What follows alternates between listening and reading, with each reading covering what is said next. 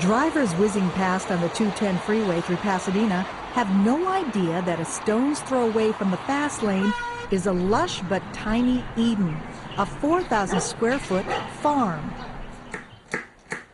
It not only feeds a family, but revolutionizes the idea of what can be done in a very unlikely place, the middle of a city. This is city living, but I brought the country to the city. Rather than have to go out to the country, I just imported it. 63-year-old Jules Dervais started this backyard farm 10 years ago. It's a deliberate throwback to the storied days of self-reliant rural America.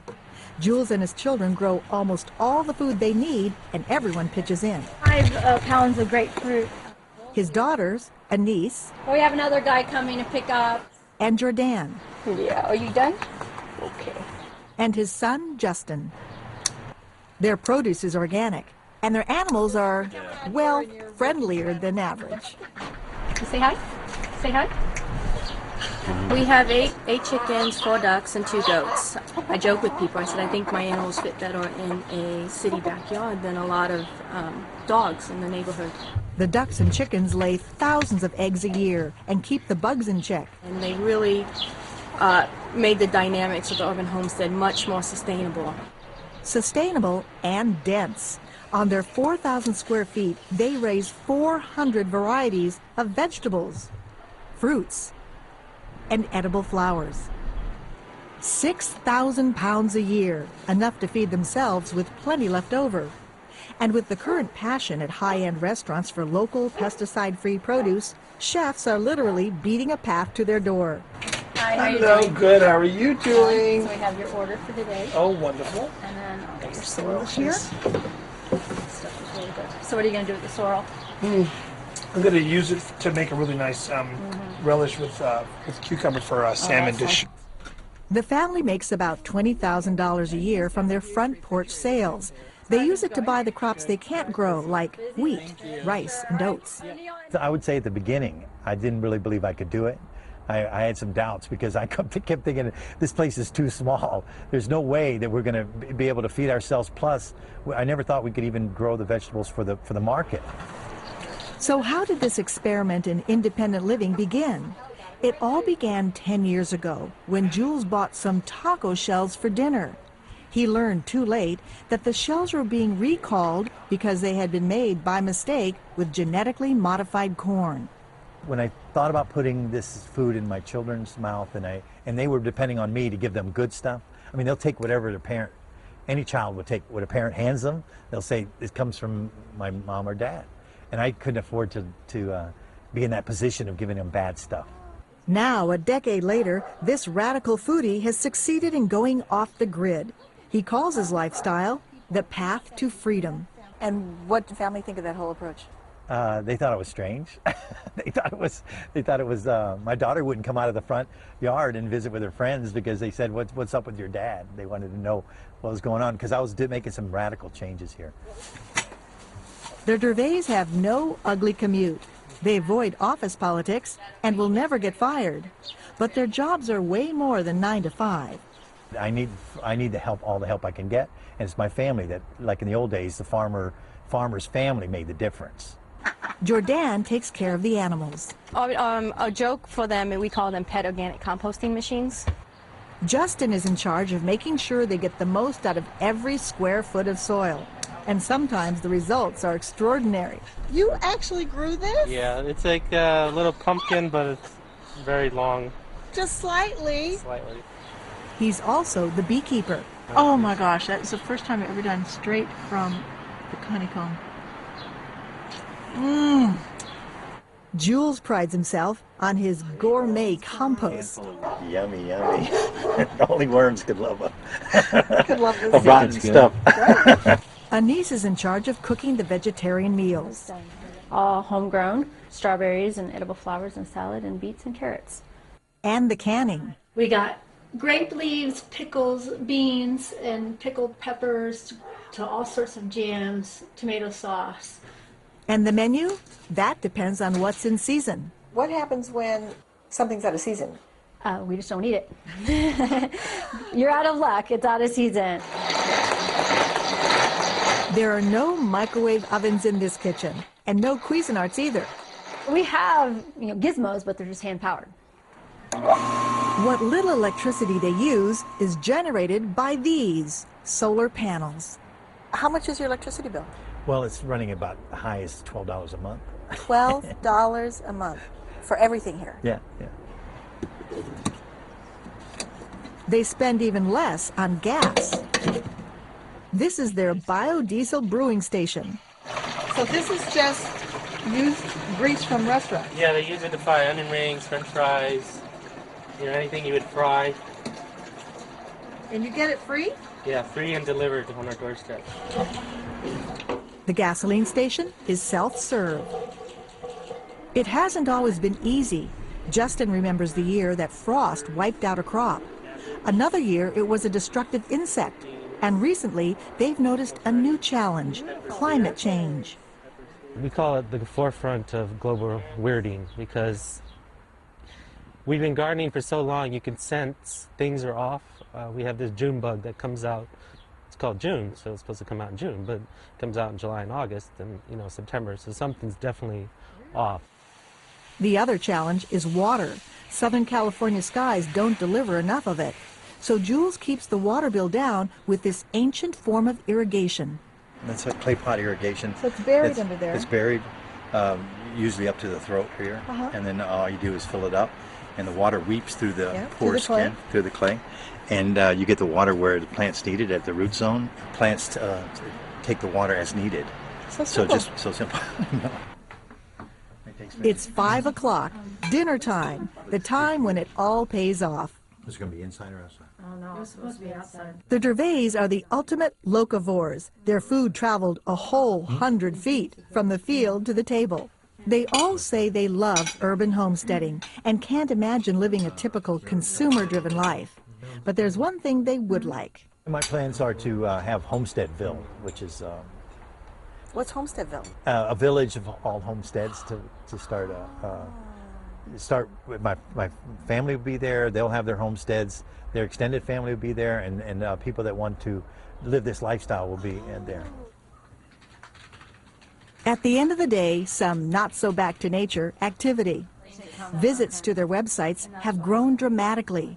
They get about 6 million hits a month from others interested in this grow-it-yourself revolution. Growing food yourself is a dangerous act because you're in danger of becoming free. We're all in the same boat, on the same planet, and there are people now asking deep questions about the future of the planet, and they're willing to do this. They're willing to take a risk. It's a risk that has paid off for Jules and is blazing a trail for others.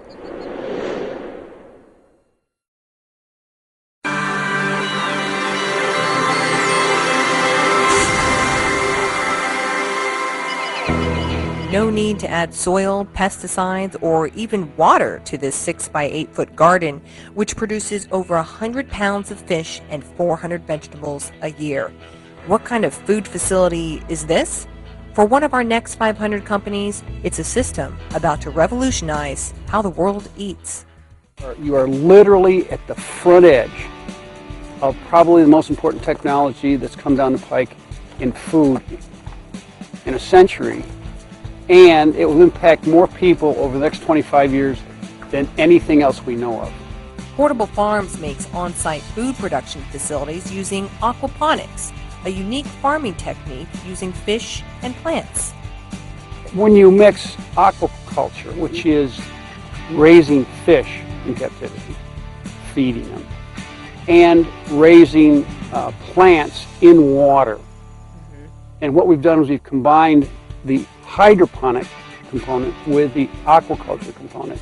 So we raise the fish, use the fish waste to fertilize the plants. Coley first pioneered the concept for portable farms in 1972 while he was a student. It started by having to clean fish tanks at UC Davis. So it's like there's got to be a better way to do this. And I started with a dish pan sitting on top of a fish tank with sand in it. The water's coming in.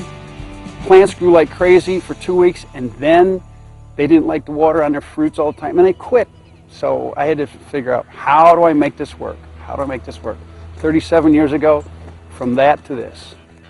Over the decades, Coley engineered a patented system that automatically removes sediments from the fish tank without clogging a pump, allowing fish and vegetables to grow healthier and faster than in any other aquaponic systems seen yet. I wanted to make this so bulletproof that I could have my neighbor have this and not have Dave and Lisa call me up at 3 in the morning and say there's something wrong.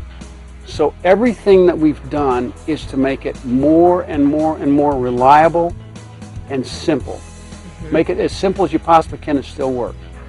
Although a lot of engineering goes into a portable farm, like its gravel size, flow rate of water, and fish ratios, running a portable farm takes no special training. People say, well, I'm not a farmer, I'm not a gardener. I go, well, can you harvest tomatoes? They go, well, yeah. I said, can you pull a plant out? Well, yeah. So I literally show them that you can take the old plant out and put a new plant in. For such a farm that requires little work and no training, the results are impressive. The largest unit, the 100 by 100 foot unit, is 10,000 square feet, produces enough lettuce to produce 400 side salads a day. 400 side salads a day. Okay? And if you added in a few other ingredients, you could produce literally 500 to 600 salads a day, and you can serve 500 4-ounce fillets every 2 weeks. These things are incredibly productive. Portable farms are so productive because fish stay in tanks wrapped with warming material, and plants stay under a greenhouse, cycling the same water over and over. As long as the farm can get a source of light and keep from freezing, portable farms can go anywhere. Whether it's Southern California, Washington, upstate New York, Maine, Canada, these can be put in the Antarctic, for crying out loud. As long as you have grow lights, they can go anywhere. Our goal is eventually to have them all over the world. Just a year ago, Coley and his wife decided to make portable farms their sole commitment. They wrote one press release announcing the new farm systems were available for purchase. In 10 days, we had people from 121 countries look at our website, from all over. I'm just like, wow, what's going on? One newspaper article published soon after compelled people to visit the portable farm's headquarters. People just showed up. We took our website, we took our address off our website so people wouldn't show up. We've had 4,000 individuals come through here since January. Portable Farms had to stop giving tours in order to focus on its business and is now working with 38 countries as well as with military bases, schools, prisons, and entire communities in need of food. This is disruptive technology because you can now grow protein and vegetables in every setting, every city. These can be put on rooftops. These can be put in empty lots. So because you're raising food on site, you're creating it so that if you have pockets of hunger, you can put one of these units in and alleviate that hunger on the spot. Portable farms may be able to impact the hunger dilemmas facing much of the world, including the U.S. The statistic from Feeding America is that 1 in 8 Americans goes to bed at night hungry.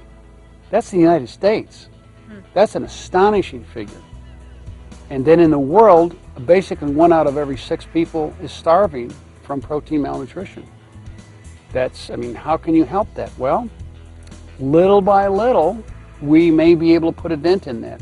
A dent may be an understatement. This Next 500 company may lead a global game change for food production. Will this change the world? In 25 years, this will be part of the landscape. Everywhere you go, you will see portable. People won't notice them anymore. They'll be that pervasive.